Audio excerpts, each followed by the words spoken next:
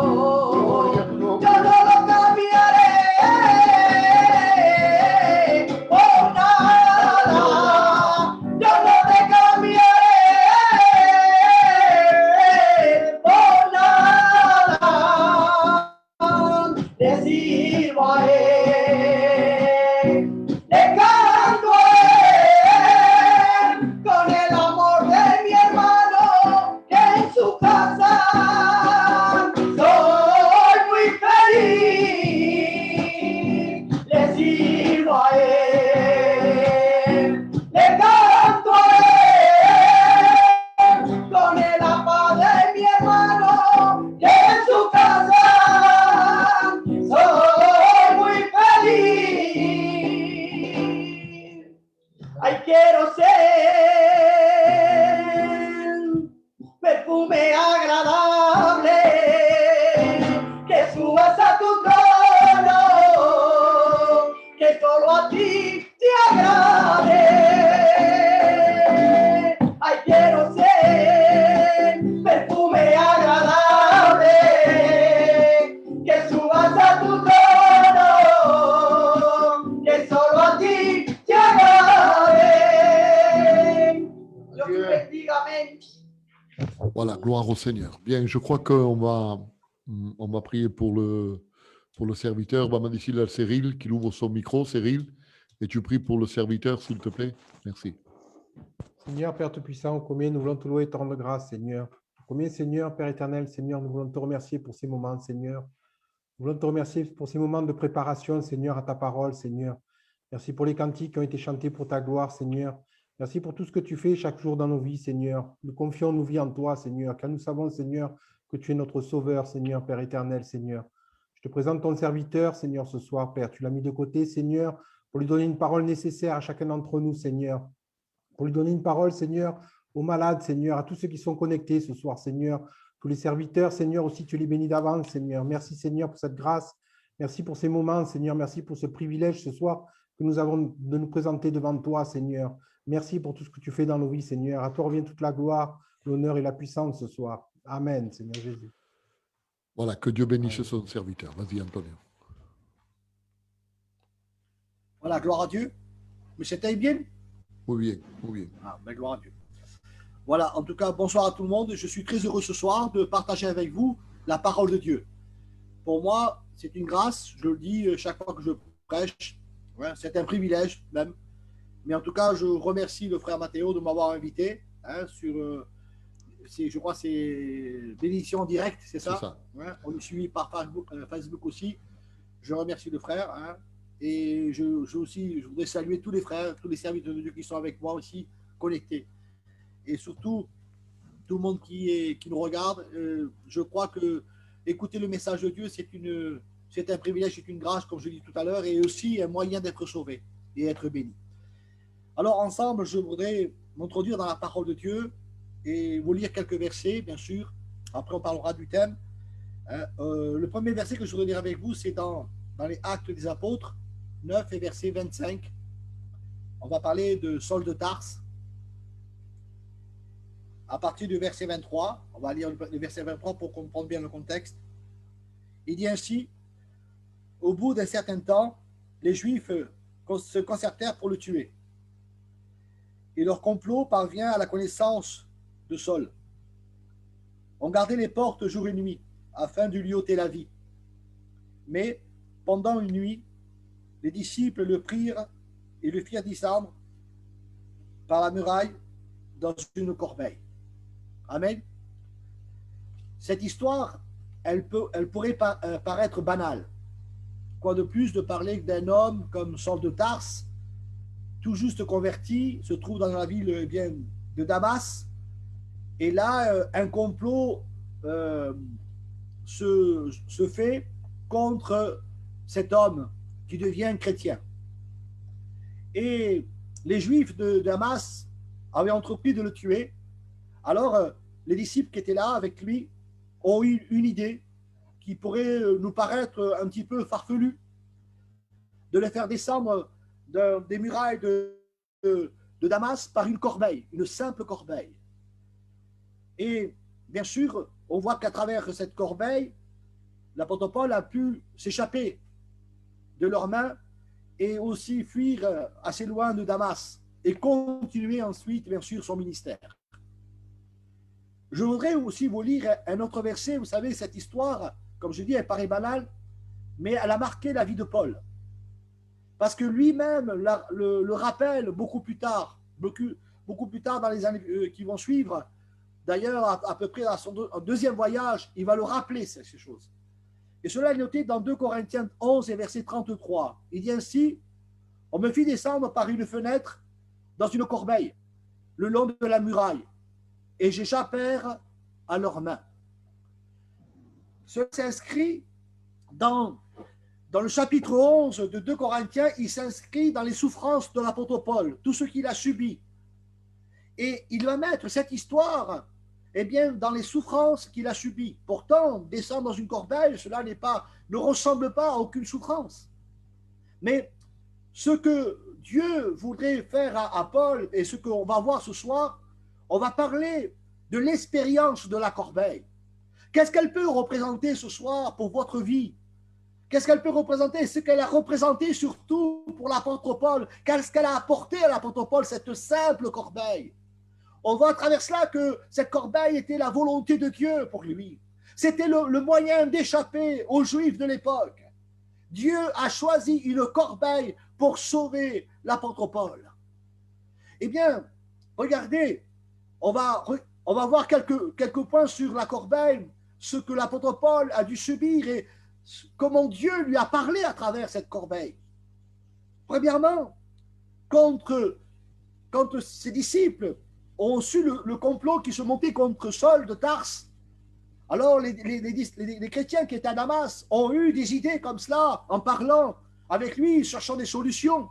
Et quand on lui a présenté ce projet de la corbeille, je m'imagine un petit peu l'apôtre Paul en disant, est-ce que vous n'aurez pas quelque chose d'autre qu'une simple corbeille? C'est ça votre idée à vous? Mais je risque de périr, ils vont me tuer, ils vont le savoir. Sûrement que quelques jours après, l'apôtre Paul a compris que cela était de Dieu et qu'il a accepté de monter dans cette corbeille. Voyez-vous, l'apôtre Paul doit apprendre, premièrement, avant de commencer son ministère, parce que là, on le voit, c'est au tout début de sa conversion, au tout début. Eh bien, Dieu lui montre à travers cette corbeille qu'il doit passer par l'humilité. Lui, qu'il était un pharisien aguerri, lui qui était, cet homme qui je peux dire, qui faisait partie du Sanhédrin, lui qui parlait 4 langues, l'araméen, l'hébreu, le grec, parce qu'il venait de Tarse, et sûrement le latin, parce qu'il était citoyen romain. Cet homme-là a dû apprendre à s'humilier au point même de monter, de rentrer dans une simple corbeille. On peut imaginer que l'apôtre Paul, dans le chemin de Damas, quand il rencontre Jésus, on le suppose parce qu'il est dit qu'il tombe par terre. Alors on ne sait pas s'il était sur un cheval ou s'il était sur un ânon, mais en tout cas, il est dit qu'il tombe par terre. Regardez la différence qu'il y a. Voyez-vous le parallèle que je voudrais ce soir faire ressortir? Le parallèle d'un cheval jusqu'à une corbeille. Voyez-vous le cheminement qu'il y a à faire? Voyez-vous la position d'homme? Devenu le pharisien, on va dire de son époque, un pharisien puissant à l'époque, devenu un simple homme qui rentre dans une corbeille. C'était la volonté de Dieu pour lui. Et je crois que ce soir, on a compris ce que Dieu veut de nous. Ce soir, nous avons besoin d'accepter des corbeilles, cette corbeille que Dieu te présente. Tu as besoin de rentrer dans la corbeille de l'humilité, dans la corbeille de la soumission, de la corbeille de l'acceptation, du brisement de ta vie. Tant que tu seras monté sur ton cheval avec tes idéaux, avec tes pensées, avec ton orgueil, tu ne pourras pas rentrer dans le plan de Dieu. Nous avons besoin de comprendre que l'apôtre Paul a dû laisser son cheval, il a dû laisser ses choses, laisser son identité de pharisien, et de dire, Seigneur, j'accepte une simple corbeille, c'est la volonté de Dieu pour moi. Oui, ce soir, Dieu veut te dire une chose et c'est tellement important. Peut-être tes problèmes ne sont pas résolus. Peut-être Dieu ne te bénit pas. Peut-être tu n'as pas de réponse à tes prières. Pourquoi? Parce que tu refuses de rentrer dans la corbeille de Dieu. Tu restes dans ta position. Tu restes dans la manière que tu penses. Tu penses que cette manière que tu penses, elle est bonne. Tu te donnes raison à toi-même. Tu ne veux pas t'humilier. Tu ne veux pas rentrer par l'humiliation. Ce soir, je te conseille de la part de Dieu, rentre dans la corbeille que Dieu te présente ce soir. Elle est pour toi un moyen d'une grande bénédiction. Parce que ce qui va suivre après, on va le voir ensemble, ce qui va suivre, ça sera pour l'apôtre Paul une grande bénédiction. Amen. Eh bien, il accepte alors de rentrer dans cette corbeille et il rentre dans cette corbeille. Et je pense que ce qui s'est passé dans le cœur de l'apôtre Paul, ça a été sa prière, je pense. J'imagine l'apôtre Paul en train de descendre dans cette muraille parce que la muraille faisait on va dire, plus de 10 mètres de haut à peu près. Et à l'époque, c'était les grandes murailles qui se passaient dans les villes. Et on fortifiait les villes par des murailles, on les protégeait de l'ennemi par des murailles. Et elles faisaient sûrement 10 mètres de haut, même plus. Et mètre par mètre, quand elle descendait, l'apôtre Paul, sûrement que dans cette corbeille mal assis, je pourrais dire pliée en quatre, il devait prier Dieu. Il devait demander à Dieu, eh bien, je pourrais dire, sa bénédiction. Il faisait confiance en Dieu. Sûrement qu'il fermait les yeux en disant, Seigneur, je te fais confiance. Tu as choisi pour moi cette corbeille. Il a appris à faire confiance en Dieu. Vous savez, je crois que notre vie chrétienne, elle est faite justement d'épreuves, de difficultés, je pourrais dire d'étapes, pour qu'on apprenne à faire confiance en Dieu. La confiance en Dieu ne se gagne pas comme ça en claquant des doigts. La confiance en Dieu ne vient pas, on va dire, elle ne tombe pas sur vous comme ça et vous dites, eh bien, j'ai confiance en Dieu et c'est un miracle. Non, la confiance en Dieu, elle s'obtient, je pourrais dire, par des épreuves, par des moments difficiles dans votre vie. Elle s'obtient par des étapes de la vie et vous grandissez dans la confiance en Dieu. Eh bien, de la même manière, l'apôtre Paul a dû faire confiance en Dieu pour rentrer dans une simple corbeille. Et tout le long de ce mur, il devait réfléchir, lui qu'il était ce pharisien dans lequel il y avait des soldats avec lui, dans lequel il massacrait les chrétiens, dans lequel il avait un pouvoir de vie de mort sur les chrétiens. Aujourd'hui, il est là dans cette corbeille. Il est là dans cette corbeille. Et aujourd'hui, c'est les autres qui veulent le tuer. C'est les autres, c'est les Juifs. C'est ceux qui étaient ses frères qui veulent le tuer. Eh bien, cette confiance, elle devait être placée en Dieu et non pas dans l'homme, et non pas dans un système, non pas dans une organisation. Dieu, à travers nos épreuves, et je le dis, ou à travers ta maladie, ou à travers tes problèmes, ce qu'il veut d'abord, c'est que tu puisses placer en lui ta confiance. Non pas sur une religion, non pas sur un système, non pas sur un groupe d'hommes, non pas sur une église, non pas sur un pasteur. Ce que Dieu veut, c'est que tu puisses lui faire confiance à lui seul. Amen. Et l'apôtre Paul doit apprendre ces choses. Et il apprend. Mais regardez, la parole de Dieu me dit, il y a un verset que je voudrais citer avec vous, et vous le connaissez par cœur, ce verset, sûrement, 1 Corinthiens 1, et verset 27, quand il est dit que Dieu a choisi les choses folles du monde pour les confondre aux sages. Dieu a choisi pour Paul une simple corbeille, des choses folles pour les confondre aux sages. Amen. Eh bien, ce soir aussi, Dieu va choisir une simple corbeille pour ta vie, pour que tu sois rendu fort, fortifié, et pour les confondre avec ceux qui sont sages dans le monde. C'est vrai qu'être chrétien aujourd'hui, c'est de la folie, on peut dire. Devenir chrétien, et regardez quand on dit à votre famille, vous témoignez, ou à quelqu'un, vous dites, je suis chrétien. je lis la Bible, je suis chrétien, je suis devenu chrétien. La première parole qu'on vous dit, tu es fou.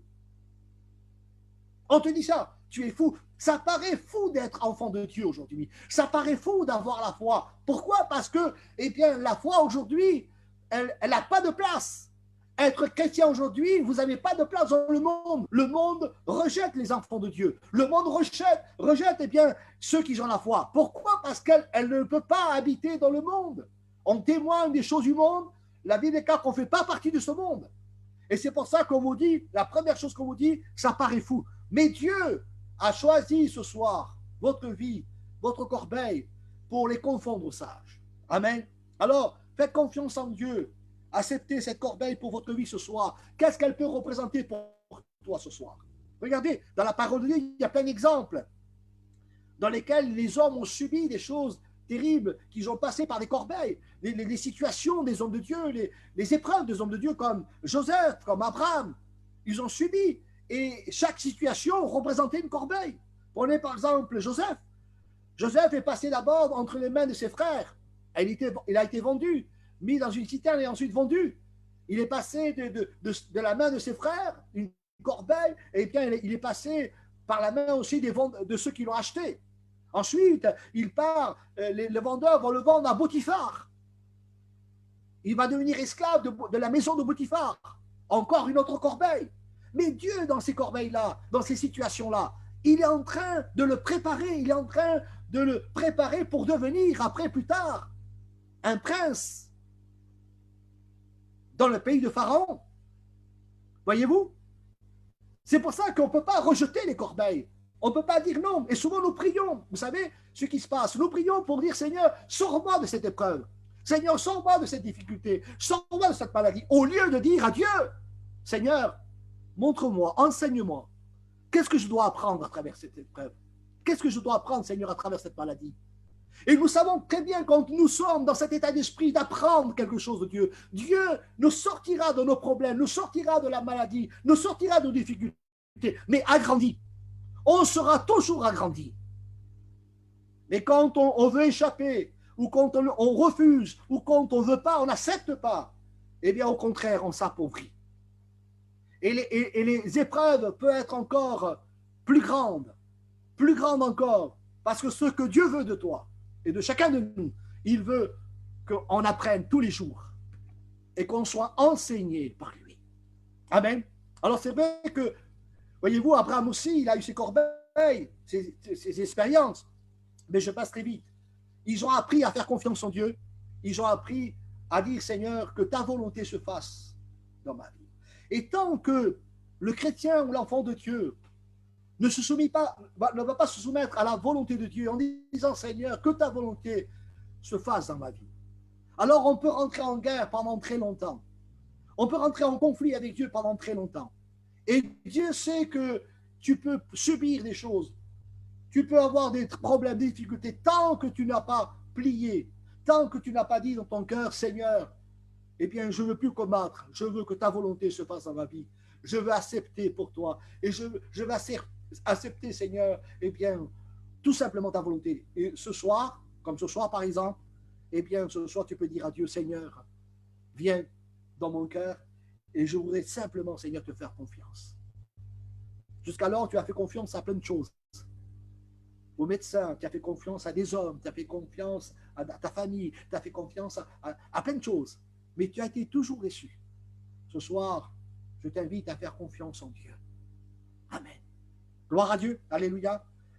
Eh bien, ce qui se passe aussi dans cette histoire, ce qui m'a interpellé, c'est que l'apôtre Paul, non simplement qu'il fait confiance à Dieu dans cette corbeille, il faut aussi se l'imaginer un petit peu, en train de prier et en fermant les yeux dans cette corbeille, parce que c'est pendant la nuit qu'ils ont fait cela. Alors ils ferment les yeux, ils prient.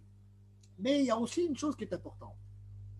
La Bible déclare que les disciples, c'est des disciples qui étaient à Damas, qui l'ont descendu par des cordages jusqu'en bas, jusqu'au sol. Pendant 10 mètres, ils l'ont descendu mètre après mètre, centimètre après centimètre.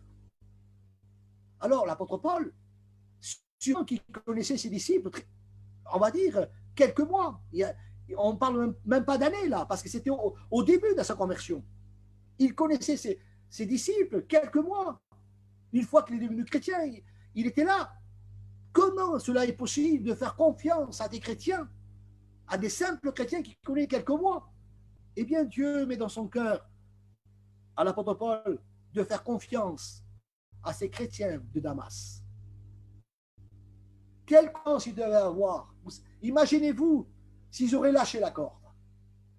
Imaginez-vous s'ils auraient lâché la corde et que l'apôtre Paul aurait tombé de quelques mètres, simplement quelques mètres. Il aurait frappé contre le sol. Il aurait sûrement perdu la vue. Il aurait sûrement perdu la vie. Mais regardez ce qui... Et je voudrais vous parler de cela ce soir. Je ne sais pas, c'est moi qui le dis. Il n'y a pas de texte pour ça. Mais je ne sais pas. Imaginez-vous qu'à Damas, les disciples qui étaient convertis à Damas, et on sait très bien que l'apôtre Paul était un meurtrier qui tuait les chrétiens à l'époque.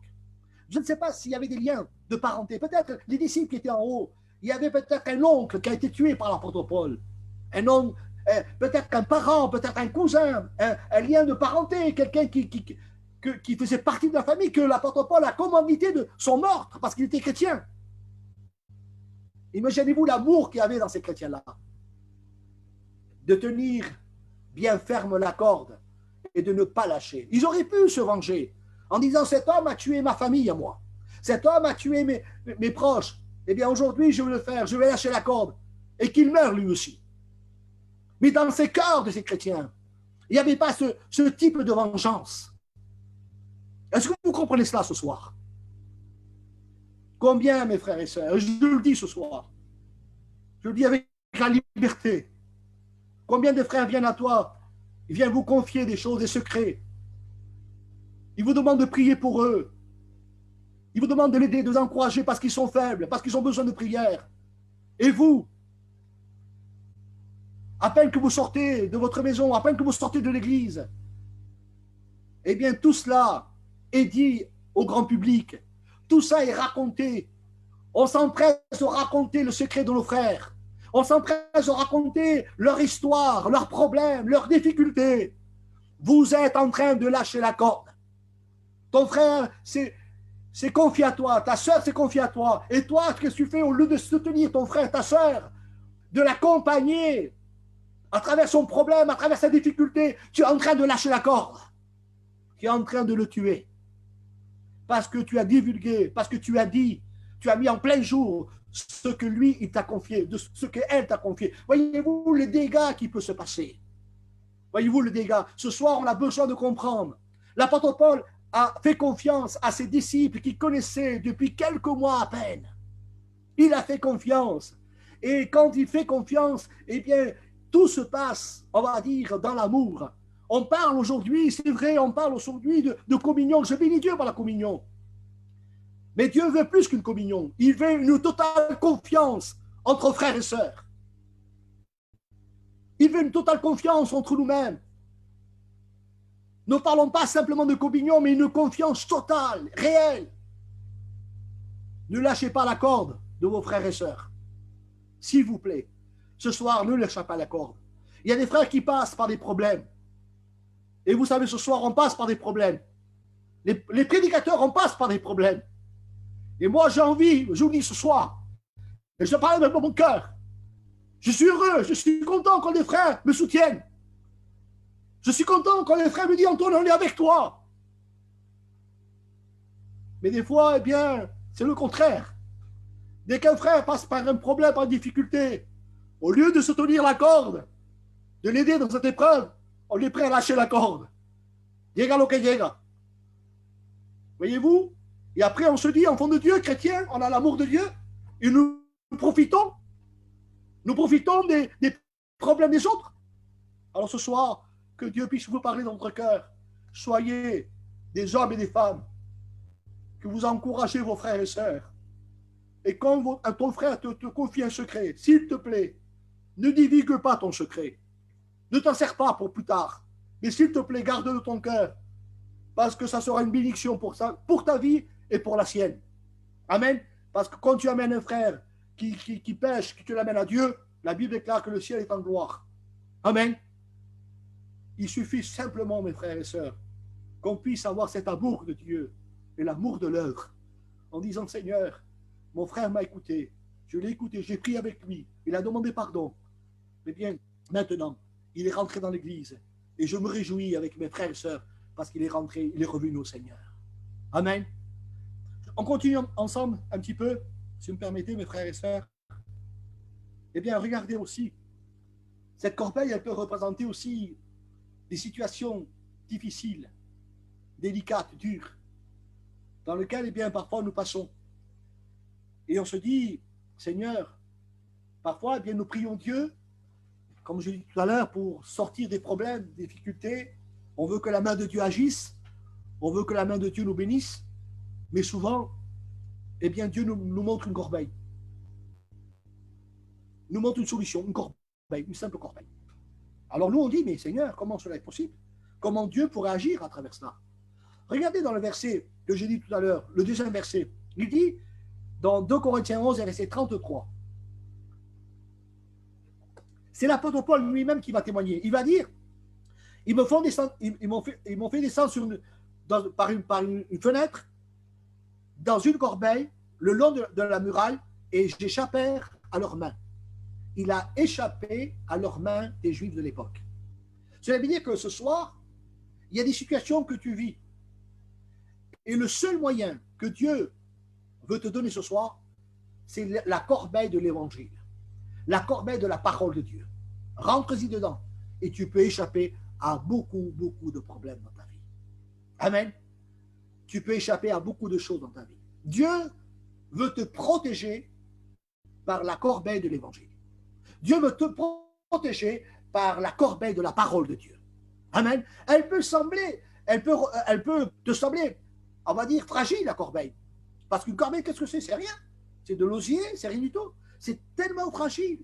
Parce que nous, eh bien, nous voulons peut-être une autre chose, plus robuste peut-être, plus dur, plus costaud. On se dit, mais moi, je me sens bien quand je me sens en sécurité, quand, eh bien, il y a des murs, peut-être.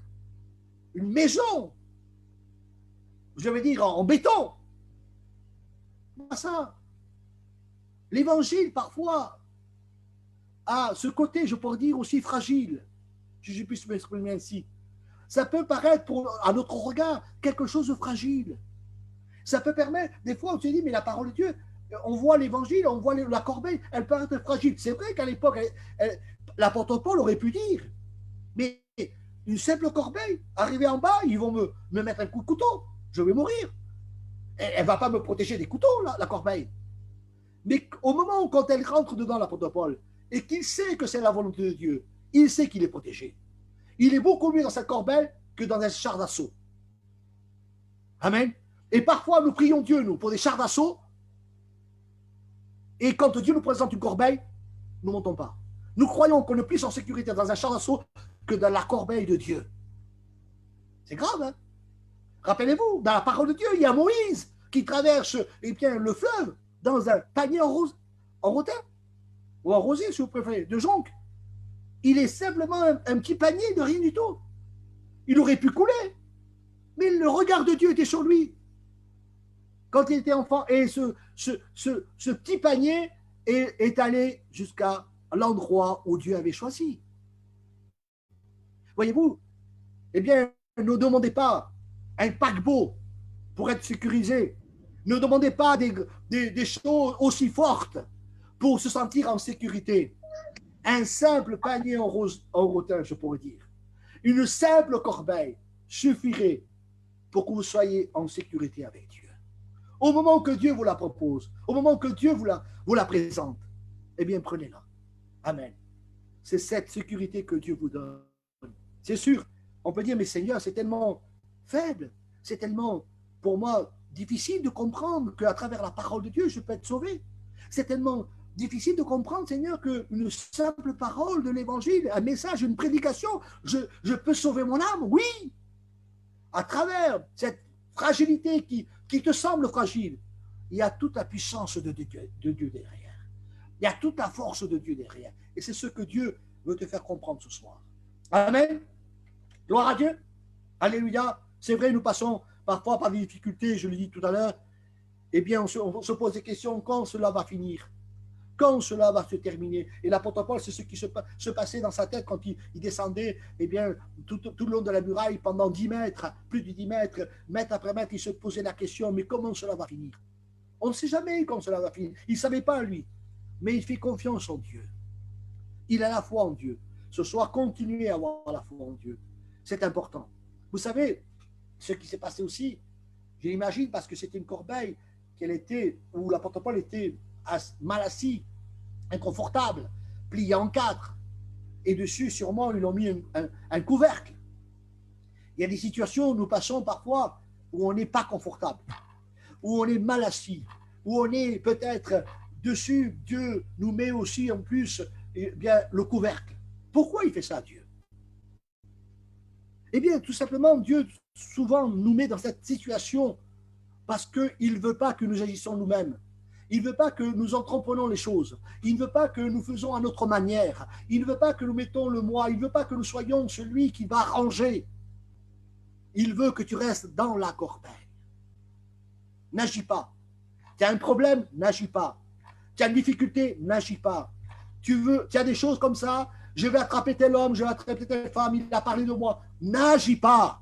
Reste dans la corbeille. Alléluia. Reste dans la corbeille. Fais confiance en Dieu.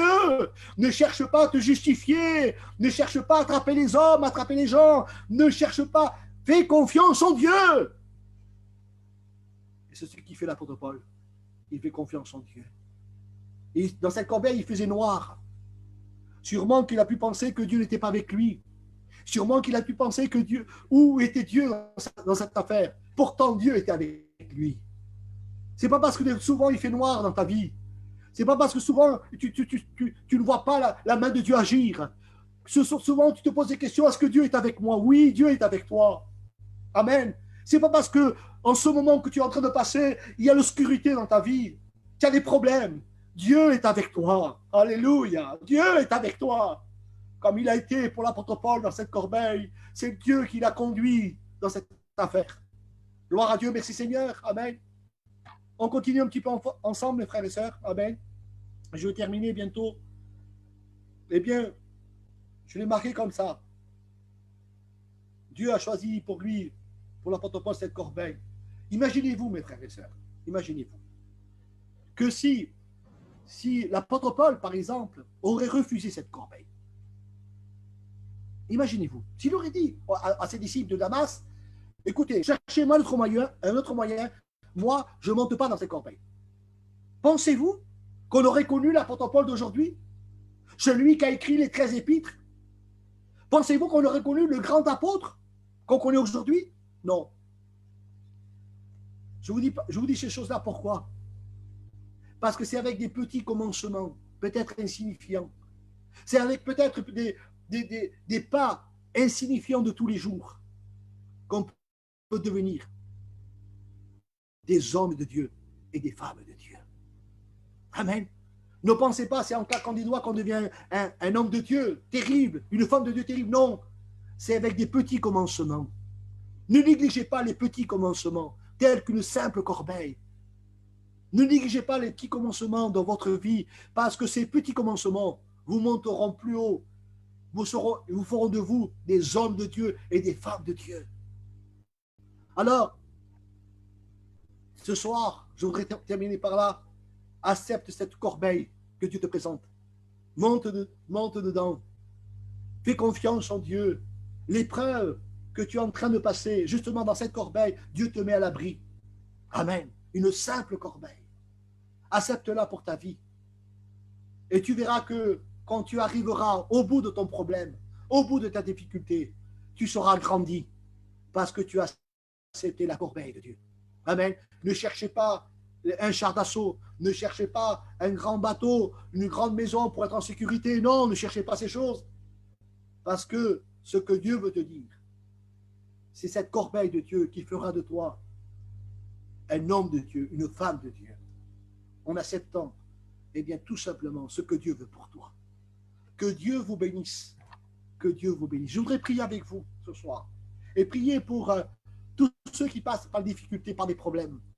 tous ceux qui passent par la maladie en disant, Seigneur, tu vois, j'ai tel problème, telle maladie. Et peut-être c'est la maladie, c'est la corbeille de la maladie, c'est la corbeille du problème, c'est la corbeille de la séparation. Mais Dieu est avec toi. L'épreuve va passer et tu auras la victoire. Amen. Alors nous prions, Seigneur.